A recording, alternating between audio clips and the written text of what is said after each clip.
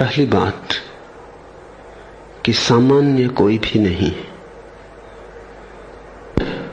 यदि तुम सामान्य होते तो फिर अथातो का बिंदु कभी भी ना आ पाता।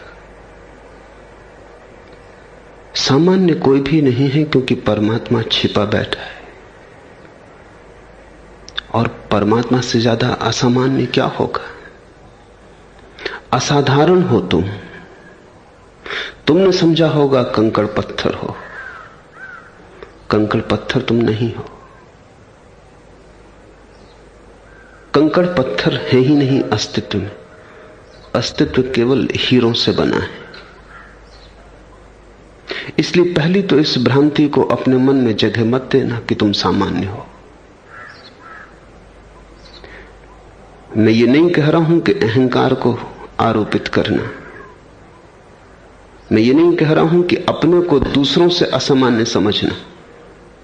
मैं ये कह रहा हूं कि असामान्य होना जगत का स्वभाव है। तुम असामान्य हो ऐसा नहीं, यहां सभी कुछ असामान्य है। यहां सामान्य होने की सुविधा ही नहीं है। और इस विरोधाभास को ठीक से समझना। चूंकि तुमने अपने को सामान्य समझ रखा है, इसलिए तुम असामान्य होने की बड़ी चेष्टा करते हो। धन से, पद से, प्रतिष्ठा से। अहंकार की खोज ही यही है कि मान तो लिया है तुमने कि तुम सामान्य हो, और सामान्य होने में पीड़ा होती है, चुभता है कांटा, मन राजी नहीं होता, तो तुम असामान्य होने का ढोंग करते हो। जबकि मजा यह है कि तुम असामान्य हो, इसके ढोंग की कोई भी जरूरत नहीं। इसलिए जिन्होंने ये जान लिया कि असामान्य है, वे तो अहंकार को छोड़ ही देते हैं तत्क्षण। अब जरूरत ही ना रही। ऐसा समझो कि हीरा है और हीरे ने समझ रखा है कि कंकड़ पत्थर है। कंकड़ पत्थर समझ रखा है, इसलिए अपने को सजाता है कि हीरा दिखाई पड़े। कंकड़ पत्थर होने को कौन राजी है? तो हीरा अपने को कंकड़ पत्थर मान के सजाता है, रंग रोगन करता है कि कोई जान न ले कि मैं कंकड़ पत्थर हूं। लेकिन जिस दिन ये पहचान पाएगा कि मैं हीरा था ही, उसी दिन कंकड़ होने की भ्रांति भी मिट जाएगी और स्वयं को सजाने की आकांक्षा भी मिट जाएगी। वो कंकड़ पत्थर की भ्रांति की ही छाया थी। उस दिन विनम्रता का जन्म होता है। जिस दिन तुम जानते हो कि तुम असामान्य हो, उसी दिन असामान्य होने की दौड़ मिट जाती है। जिस दिन तुम जान लेते हो कि तुम असाधारण हो, क्योंकि अन्यथा होने का उपाय नहीं।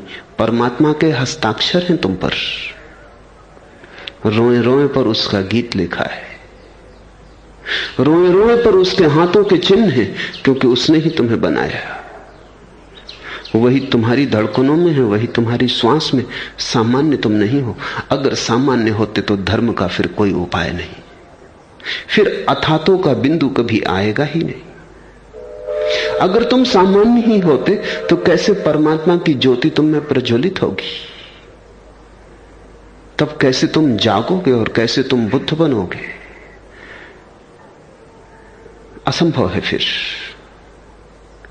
नहीं तुम बन पाते हो बुद्ध, तुम जागते हो, तुम समाधिस्थ हो पाते हो, क्योंकि वह तुम्हारा स्वभाव है। जब तुम नहीं जानते थे तब भी तुम वही थे। जानने भर का फर्क पड़ता है, अस्तित्व तो सदा एक रस है। कोई जान लेता है, कोई बिना जाने जिए जाता है। ज्ञान और अज्ञान का ही भेद है, अस्तित्व में जरा भी भेद नहीं। तुम में और बुद्ध में रत्ती भर भेद नहीं जहां तक अस्तित्व का संबंध है। लेकिन बुद्ध ने लौट के अपने को देख लिया, तुमने लौट के अपने को नहीं देखा। तुम भिखारी बने हो, बुद्ध सम्राट हो गए। जिसने अपने को लौट के देख लिया वो सम्राट हो गया। सम्राट तो सभी थे, कुछ को याद आ गई, खबर आ गई, सुराग मिल गया, कुछ को खबर ही ना मिली, कुछ भिखारी ही बने हुए सम्राट बनने की चेष्टा में लगे रहे। तुम जो बनने की चेष्टा कर रहे हो वो तुम हो। यही तो संदेश है सारे धर्म का। तुम जिसे खोज रहे हो उसे तुमने कभी खोया नहीं, केवल विस्मरण किया है। इस पूरे अस्तित्व में मैंने अब तक कोई ऐसी चीज नहीं देखी जो सामान्य हो। घास का पत्ता भी उसी के रंगों से लबालब भरा है। कंकड़ पत्थरों में भी वही सोया है। जागने वालों में वही जागता है, सोने वालों में वही सोता है, बुद्धिमानों में वही बुद्धिमान है, अज्ञानियों में वही अज्ञानी है।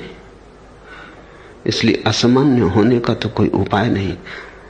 जरा गौर से किसी भी की आंखों में झांकना, या दर्पण के सामने खड़े होकर अपनी ही आंखों में झांकना, और तुम पाओगे कोई और झांक रहा है तुम्हारे भीतर से। तुमसे ज्यादा हो। तुम पर ही समाप्त नहीं। तुम तो केवल सीमा हो तुम्हारे अस्तित्व की। अभी गहरे तुम गए ही नहीं, डुबकी लगाए ही नहीं। इसलिए पहली बात, सामान्य मानने की भ्रांति में मत पड़ जाना। इसलिए तो उपनिषद कहते तत्वमसि श्वेत केतु, तू वही है श्वेत केतु। जिन्होंने जाना वे घोषणा करते हैं अहम ब्रह्मास्मि, मैं वही हूं, मैं ब्रह्म हूं। ये उद्घोषणाएं अहंकार की नहीं है, ये उद्घोषणा है स्वभाव की। ऐसा है, ऐसा तथ्य है, इसे झुठलाने का कोई उपाय नहीं। इसे तुम कितना ही बुलाओ, एक ना एक दिन तुम्हें लौटकर अपने घर आ ही जाना पड़ेगा। तो यह तो पहली बात, सामान्य मत मान लेना, क्योंकि जो तुम मान लिए कि सामान्य हो तो खोज बंद हो गई। तुमने स्वीकार कर लिया कि तुम मात्र मनुष्य हो, कुछ और ज्यादा नहीं, तो और ज्यादा होने का द्वार बंद हो गया, संभावना अवरुद्ध हो गई। गंगोत्री पर गंगा कितनी दीनहीन है, कितनी क्षीणकाय है, बस जरा सी धार है, गोमुख से गिर जाती। अगर गंगा गंगोत्री पर ही अपने को मान ले कि बस यही हूं, तो कभी की सूख जाएगी, कभी की खो जाएगी किन्हीं भी रेगिस्तानों में। लेकिन गंगोत्री पर जो छोटी सी गंगा है, बढ़ती जाती, बड़ी होती जाती, सागर से मिलती है तो सागर हो जाती। तुम अभी गंगोत्री पर हो सकते हो, लेकिन हो गंगा ही। सागर भी दूर हो, ऐसा तुम्हारी नासमझी में दिखाई पड़ता है। और जब मैं तुम में झांकता हूं तो तुम्हारे भविष्य को भी तुम्हारे पीछे ही खड़ा हुआ पाता हूं। जब मैं तुम में झांकता हूं तो तुम्हारे बीच में मैं उन फूलों को खिलते हुए देखता हूं जिनको तुम कभी खिलते हुए देखोगे। मेरे लिए तुम परमात्मा हो, उससे कम कोई भी नहीं, उससे कम कोई हो ही नहीं सकता। इसलिए सामान्य की भ्रांति में मत पड़ जाना। दूसरी बात, अथाथों का बिंदु अब का क्रांति बिंदु तभी आता है जब तुम जीवन के दुख और पीड़ा को सजग होकर भोगने लगते हो। अभी भी तुमने बहुत पीड़ा भोगी है, लेकिन सोए सोए पीड़ा तो भोगी है, लेकिन इस आशा में कि शायद सुख मिल जाएगा, शायद सुख आता ही होगा। आज दुखी हो, कोई चिंता नहीं, किसी तरह बिता लो आज को, बस जरा सी समय की बात है, कल सब ठीक हो जाएगा। थोड़ी ही देर की पीड़ा है, कल सब ठीक हो जाएगा। ऐसी आशा में तुम जिए हो, उसी आशा में छिप के तुम्हारी पीड़ा का दर्शन तुम्हें नहीं हो पाया, तुमने उसे ओठ में छिपा रखा है। इन पर्दों को हटाओ। न कोई कल है, न कोई कल कभी आएगा, बस आज है। अभी और यहीं। कल के लिए मत बैठे रहो। ये कल आज को भुलाने की तरकीब है। फिर कल के बहुत रूप हैं। धन इकट्ठा करने वाला अभी तो जीवन को गमाता है, सोचता है कल जब धन इकट्ठा हो जाएगा तब भोग लूंगा सारे सुख। यश की आकांक्षा में दौड़ने वाला सोचता है अभी कैसे, अभी तो दांव पर लगाना है सब, जब यश मिल जाएगा भोग लूंगा। वो यश कभी नहीं मिलता। कोई सिकंदर कभी जीत नहीं पाता। यश की दौड़ अधूरी रह जाती है। धन कभी इतना नहीं हो पाता कि तुम्हारी गरीबी को मिटा दे। इतना हो ही नहीं पाता। ऐसा कभी हो ही नहीं सकता कि धन इतना हो जाए कि तुम्हारी गरीबी मिट जाए, क्योंकि गरीबी एक दृष्टिकोण है। धन से उसके मिटने न मिटने का कोई सवाल नहीं, कोई संबंध नहीं। जितना धन होगा उतनी ही तुम आगे की आकांक्षा आशा से भर जाओगे। तुम्हारी आशा सदा छलांग लगाती है तुमसे आगे, वो हमेशा कल पे खड़ी रहती। तुम यहां, तुम्हारी आशा सदा कल है। लाख होता है तो 10 लाख मांगती है, 10 लाख होते हैं तो करोड़ मांगती है, करोड़ होते हैं तो 10 करोड़ मांगती है। वो सदा तुमसे आगे छलांग लगा लेती। तुम उसे कभी भी ना पकड़ पाओगे। उसे पकड़ने का कोई उपाय नहीं। लेकिन तुम आज को गमा दोगे।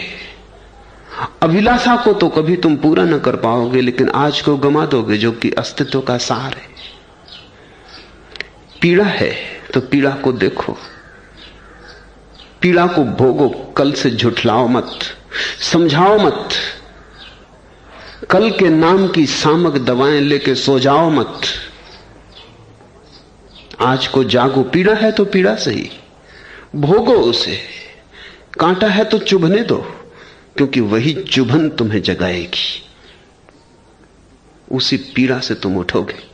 उसी पीड़ा में तुम देखोगे कि तुम्हारा जीवन कुछ गलत ढांचे पर दौड़ता है।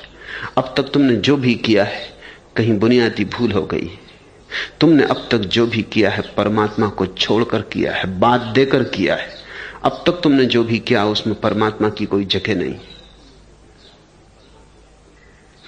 कहते हैं गैलीलियो ने सृष्टि शास्त्र पर एक किताब लिखी और अपने एक मित्र को दिखाने ले गया। मित्र आस्तिक था। उसने पूरी किताब देख ली, उसमें ईश्वर का कहीं उल्लेख ही ना था। सृष्टि शास्त्र और सृष्टा का कोई उल्लेख ना था। वैज्ञानिक करते ही नहीं उल्लेख, उसकी कोई जरूरत नहीं मालूम होती। मित्र ने पूछा और सब ठीक है, व्यवस्थित है, तर्कबद्ध है, समझ में आता है, लेकिन जरा खाली जगह मालूम पड़ती। ईश्वर का कोई उल्लेख ही नहीं, एक बार भी नहीं। इंकार करने के लिए भी नहीं कि कह देते कि ईश्वर नहीं, इतना भी नहीं। ईश्वर के बिना सृष्टि थोड़ी अधूरी मालूम पड़ती।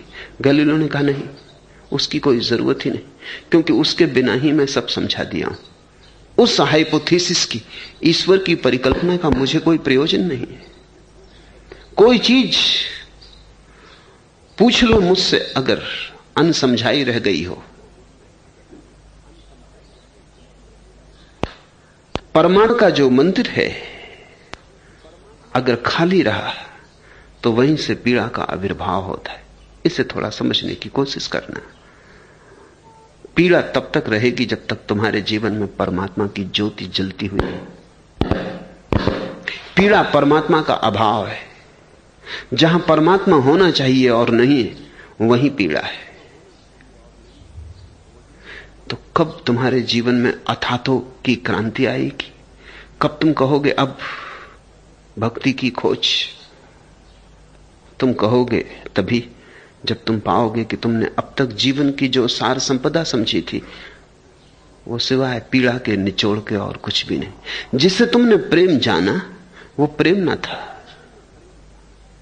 जिसे तुमने धन जाना वो धन न था, जिसे तुमने स्वयं जाना वो स्वयं न था। तुम्हारा सारा आधार ही गलत है। अहंकार को तुमने जाना स्वयं, वो तुम न थे, वो पहचान भ्रांत थी। बाहर के धन को तुमने जाना धन, वो धन न था। जो खोजा है वो धन।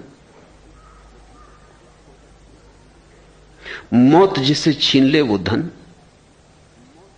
ज्ञानी तुम्हारी संपदा को विपदा कहते, तुम्हारी संपत्ति को विपत्ति कहते। संपत्ति तो वही है जो मौत भी न छीन पाए। संपत्ति तो वही है जो कोई भी न छीन पाए, जिसकी चोरी ना हो सके, जिससे लुटेरे ना ले सके। मौत जिसके सामने हार जाए वही संपत्ति। तुमने सुना होगा, मित्र तो वही है जो विपत्ति में काम आ जाए। वो संपत्ति की परिभाषा है। संपत्ति तो वही है जो विपत्ति में काम आ जाए। और मौत से बड़ी विपत्ति कहां है? वही कसौटी है। मौत के द्वार से भी जो चली जाए नाचती हुई, वही संपत्ति है। जिसे तुमने धन समझा वो धन नहीं है, वो भीतर की निर्धनता को बुलाने का उपाय है। जिसे तुमने अहंकार समझा वो तुम नहीं हो, वो अपने आप को ढांक लेने की तरकीब है, अपने अज्ञान को झुठला लेने की तरकीब है। जिसको तुमने पद समझा वो तुम नहीं हो। जिसको तुमने पद समझा वो तुम्हें तृप्ति ना देगा। तुम और अतृप्त होते चले जाओगे। पद तो वही है जहां विश्राम आ जाए। पद का अर्थ ही होता है जिस पे विश्राम आ जाए, जिस जगह बैठ के विश्राम आ जाए, राहत मिले, जिस जगह बैठकर यात्रा समाप्त हो जाए,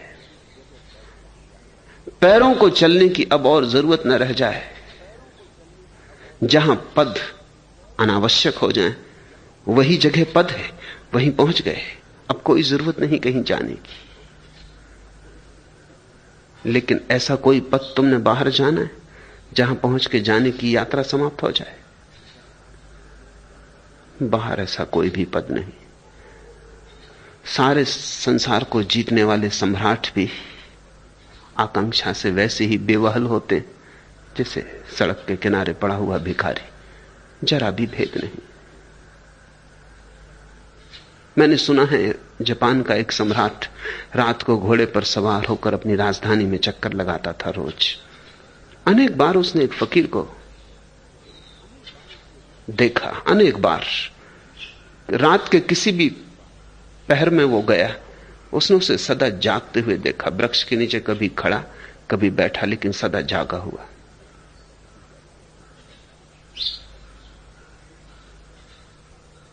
सम्राट की उत्सुकता बढ़ी, सोता क्यों नहीं?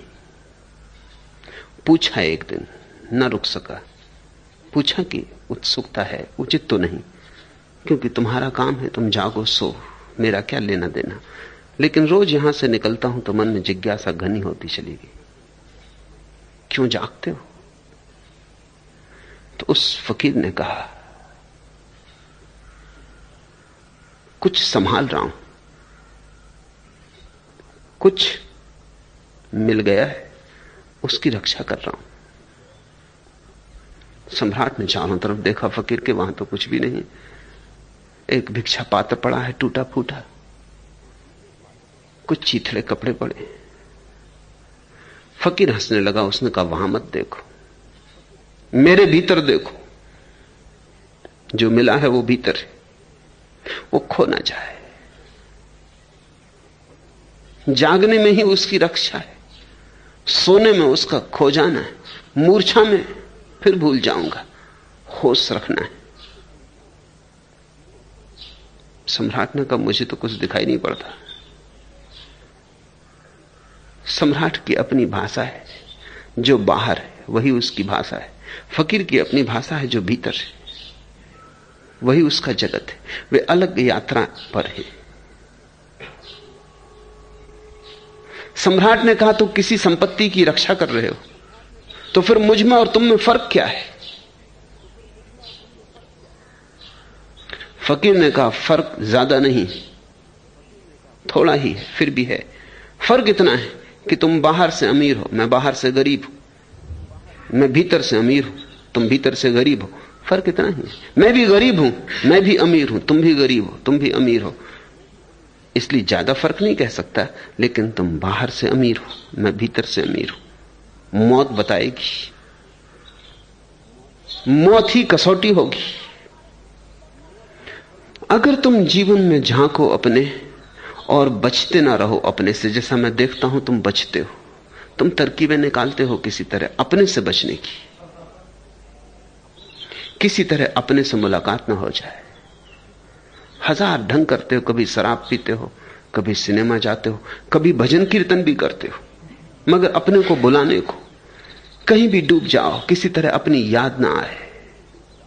नहीं तो तुम्हारा भजन कीर्तन भी झूठा है, वो भी शराब है। भजन कीर्तन तो तभी सच है जब वो अपने को याद लाने का आधार बने, जगाए तुम्हें, सुलाए ना। जिस दिन तुम जीवन की पीड़ा को देखोगे, आंख भर के साक्षात करोगे अपना और दुख ही दुख पाओगे। मेरे पास लोग आते हैं, वो कहते हैं कि नरक है। मैं उनसे कहता हूं हद हो गई, वहीं रहते हो, मुझसे पूछने आते हो। वो सोचते हैं कि नरक कहीं पृथ्वी के नीचे पाताल में दबा है। किन्हीं पागलों ने सोचा होगा, किन्हीं नासमझों ने कही होगी ये बात तुमसे। नरक तो जीवन को अंधेरे में जीने का ढंग है, वो तो एक दृष्टिकोण है, वो तो एक शैली है। स्थान से उसका कुछ लेना देना नहीं। स्वर्ग भी जीवन की एक शैली है, वो तुम पे निर्भर है। जाग कर जियो तो जहां हो वहां स्वर्ग, सोए सोए जियो तो जहां हो वहां नरक। नींद से पैदा होता है नरक। जरा विचारो, देखो, और तुम पाओगे सब तरफ तुम नरक से घिरे हो। और नरक की जरूरत है क्या? इतना नरक काफी नहीं कि तुम और नरक की कल्पनाएं करते हो पाताल में? जिस दिन तुम्हें जीवन का नरक दिखाई पड़ेगा, उसी दिन अथातो का बिंदु आ गया। उसी दिन तुम कहोगे अब बस हुआ, अब रुकना, पैर ठिठक जाएंगे।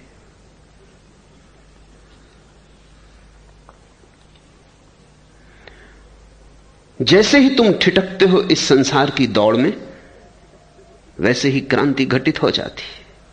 एक नया आकाश जिसका कहीं छोर नहीं, जिसका कहीं प्रारंभ और अंत नहीं, तुम्हें उपलब्ध हो जाता है। अभी तुम जीते हो बड़ी संकीर्ण गली में, रोज सक्रिय होती जाती है, रोज सक्रिय होती जाती है।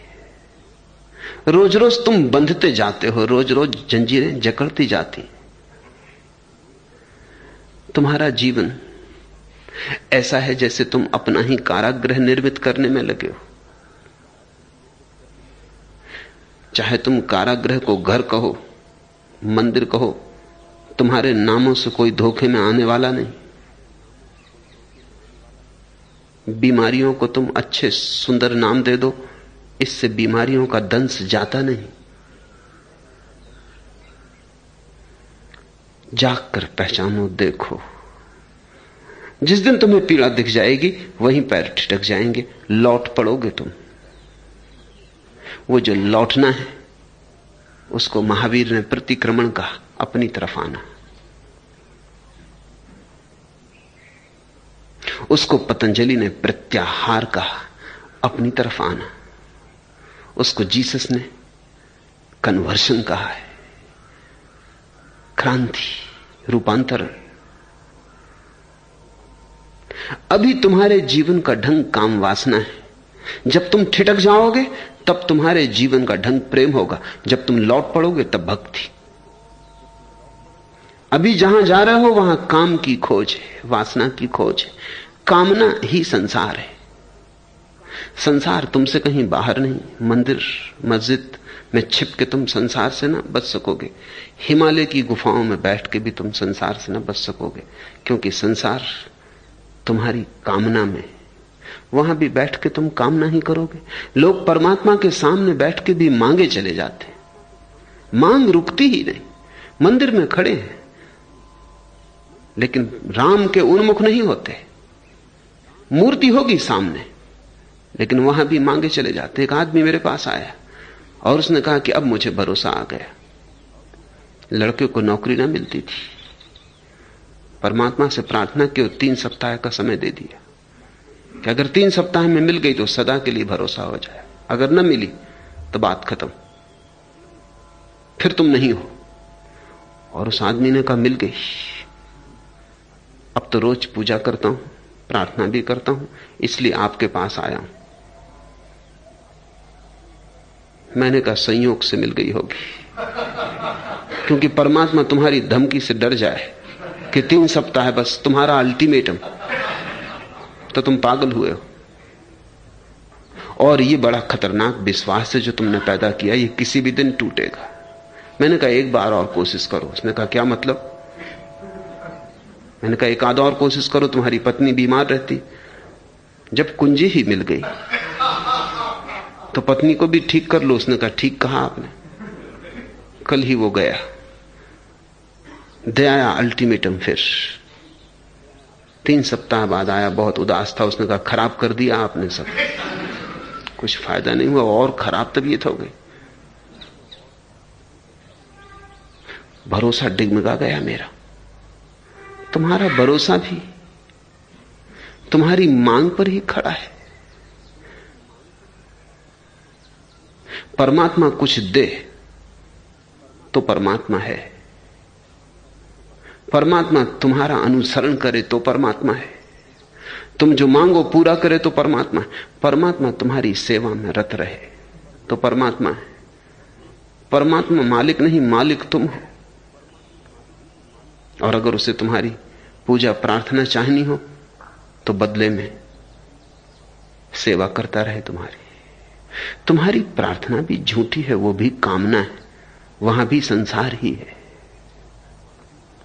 जब तक तुम बाहर कुछ मांग रहे हो, जब तक तुम सोचते हो बाहर कुछ मिल जाएगा जिससे तृप्ति होगी, जिससे मन चैन से भर जाएगा, राहत की सांस आएगी, आनंद के क्षण उठेंगे, अगर बाहर तुम ऐसा मांगते चले जा रहे हो तो अभी तुम नरक से बाहर नहीं जा सकते। बाहर जाना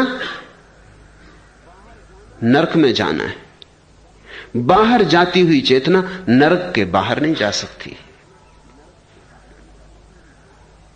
ठिठकता है कोई देखकर जीवन की व्यर्थता, जीवन का आसार, निष्फलता। हाथ में सिवाय पीड़ा के और कोई संग्रह नहीं, हृदय में सिवाय आंसुओं के और कुछ दिखाई नहीं पड़ता। जीवन बिल्कुल अंधकारपूर्ण है, नाव डूबी अब डूबी तब डूबी जैसी हालत है। ऐसे क्षण में जब कोई ठिठक जाता है, उस ठिठकने के क्षण में प्रेम का आविर्भाव होता है। कामना गई, अब तुम मांगते नहीं, अब तुम देने को उत्सुक हो जाते हो। प्रेम देता है, काम मांगता है। जब तक मांग है तब तक समझना काम, जब देना शुरू हो जाए, क्योंकि तुम मांगते इसलिए हो कि मांगने से बढ़ेगी संपत्ति और सुख आएगा। ठिठका हुआ व्यक्ति देना शुरू करता है, मांग के देख लिया, सुख ना आया, दुख आया, अब जरा उल्टा करके देख ले, देना शुरू करता है और पाता है कि सुख के हल्के झोंके आने लगे। बजने लगी वीणा कहीं दूर, यद्यपि बहुत दूर, यद्यपि पर बजने लगी, स्वर सुनाई पड़ने लगे, कोई नया लोक शुरू हुआ। ये तो ठिठके हुए आदमी की बात है। वो देने लगता है, बांटने लगता है, और जैसे जैसे बांटता है वैसे वैसे स्वर साफ होते हैं, और तब चौंक के उसे पता चलता है ये स्वर मेरे ही भीतर से आते। अब तक सोचा था सुगंध बाहर है, ये मेरे भीतर से आती। कस्तूरी कुंडल बसे, ये मेरे ही नाफे में बसी है। तब लौटना शुरू होता है। अथा तो आ गया बिंदु अब, और तभी तुम नारद के इन भक्ति सूत्रों को समझ पाओगे। इसके पहले जो बाहर जा रहा है उसके लिए ये नहीं, जो ठिठका है उसके लिए भी ये नहीं, जो लौट पड़ा है उसके लिए ये है। पहली बात। दूसरी बात, जब तक तुम सोचते हो कि तुम ही अपने सुख को ले आओगे तब तक अथातो का बिंदु नहीं आता। तुम न ला पाओगे अपने सुख को, तुम ही तो सारा दुख ले आए हो।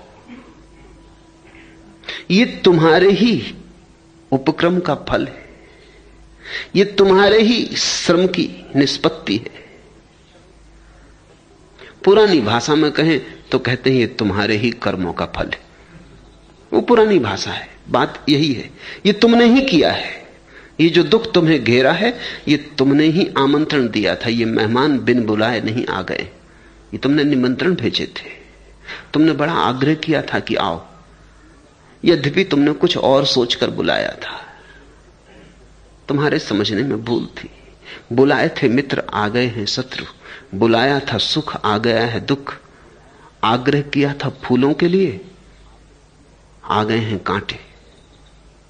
क्योंकि कांटे दूर से फूल जैसे दिखाई पड़ते हैं, क्योंकि शत्रु दूर से मित्र जैसे दिखाई पड़ते हैं। एक छोटा बच्चा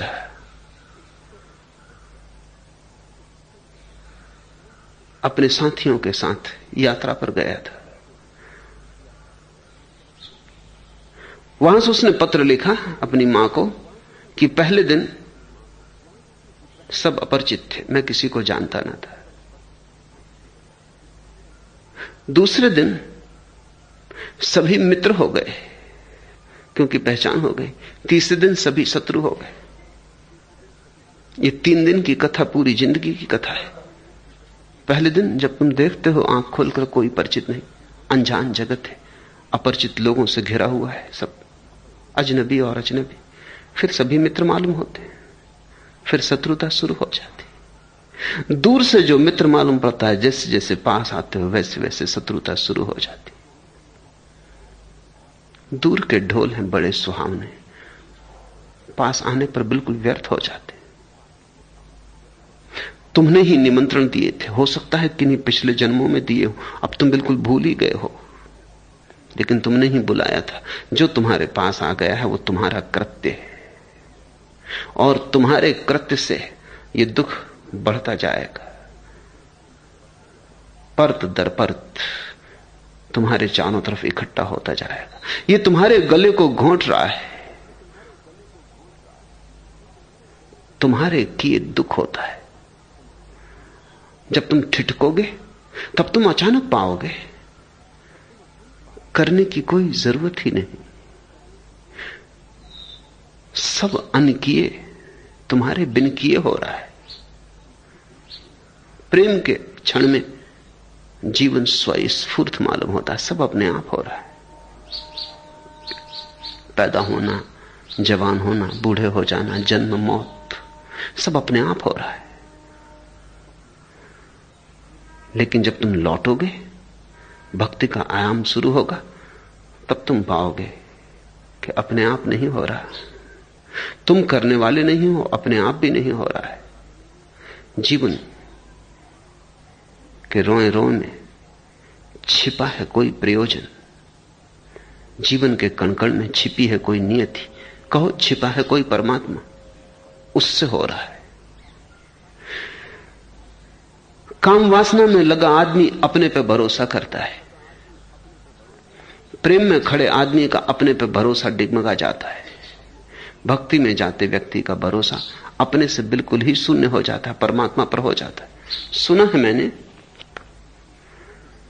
जोश की बड़ी प्रसिद्ध पंक्तियां हैं। खुदा को सौंप दो ए जोश, पुस्तारा गुनाहों का, चलोगे अपने सर पर रख के यह बारे गरा कब तक। ये भारी बोझ अपने सिर पर रख के कब तक चलोगे। दे दो परमात्मा को, तुम नाहक ही परेशान हो। मैंने सुना है एक आदमी को, उसकी 75वीं वर्षगांठ थी, तो मित्रों ने कहा कुछ नया अनुभव तुम्हारे लिए, तो ऐसी कोई चीज तुमने जीवन में ना की हो। उसने कहा हवाई जहाज में कभी नहीं बैठा। तो उन्होंने कहा चलो। उसे हवाई जहाज में बिठला के आधा घंटा शहर का चक्कर लगवाया। आधा घंटे बाद जब वो उतरा तो जो पायलट उसे उड़ा रहा था, उसने पूछा आप प्रसन्न तो हैं, परेशान तो नहीं हुए, क्योंकि पहली ही उड़ान थी। उसने कहा नहीं, परेशान तो नहीं हुआ, पर डर के कारण मैंने अपना पूरा वजन जहाज पे नहीं रखा, डर के मारे अपना पूरा वजन जहाज पे नहीं रखा कि कहीं वजन के कारण कोई उपद्रव ना हो जाए। अब हवाई जहाज में तुम बैठो, वजन पूरा रखो या ना रखो, वजन पूरा हवाई जहाज पर है। सुना है मैंने, एक सम्राट अपने रथ से लौटता था जंगल से महल की तरफ। एक गरीब आदमी को उसने राह पर बड़ा बोझ ढोते हुए देखा। दया आ गई, कहा आह बैठ जा तू भी रथ में, कहां तुझे उतरना है, छोड़ देंगे। वो बैठ तो गया रथ में, लेकिन पोटली उसने अपने सिर पे ही रखी रही। सम्राट ने कहा पोटली नीचे क्यों नहीं रख देता? उसने कहा इतनी ही आपकी कृपा क्या कम है कि मुझे बिठा लिया, अब पोटली का वजन भी आप पर छोड़ूं? नहीं नहीं, ये मुझसे ना होगा। लेकिन इससे क्या फर्क पड़ता है कि तुम रथ में बैठ के पोटली नीचे रखो रथ पर या सिर पर रखो, वजन तो रथ पर ही है। जो जरा से लौटते हैं अपनी तरफ, उनको पता चलता हम नाहक ही परेशान थे, करने वाला कर रहा था, जो होने वाला था हो रहा था, हम व्यर्थ ही बीच में उछल कूद कर रहे थे।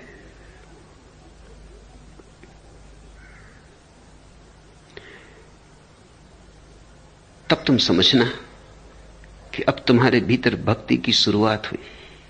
भक्ति की शुरुआत का अर्थ है कि न मैं करने वाला हूं, न मैं कर सकता हूं, मैं हूं ही नहीं, वही है।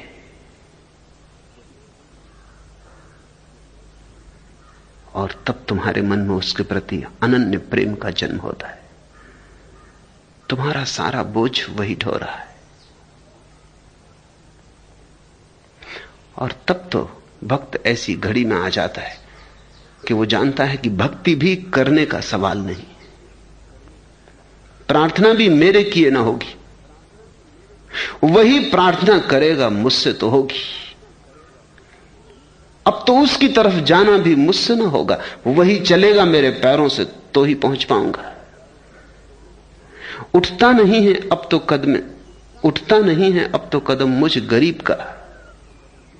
मंजिल को कह दो दौड़ के ले मुझको राह में। धीरे धीरे उसे अपनी असहाय अवस्था का बोध होता है कि मैं तो कुछ भी नहीं, अब तो मुझ गरीब का पैर भी नहीं उठता, वही उठाए तो उठता है। और अब भय भी क्या, डर भी क्या, अगर उसे पहुंचाना ही है तो मंजिल खुद ही आके बीच राह में मुझे ले लेगी। इसलिए भक्त किनारे को नहीं मांगता, वो तो कहता है तू अगर मझधार में भी डुबा दे तो वही किनारा है। उसने अपना सारा बोझ उसी को दे दिया। कृष्ण ने गीता में अर्जुन को बस इतनी ही बात समझाई है कि तू सारा बोझ परमात्मा पे छोड़ दे। तू आराम से बैठ हवाई जहाज में, नाहक अपने बोझ को मत उठाए रहा। रथ में बैठ ही गया है, सिर की पोटली भी नीचे रख दे, निमित्त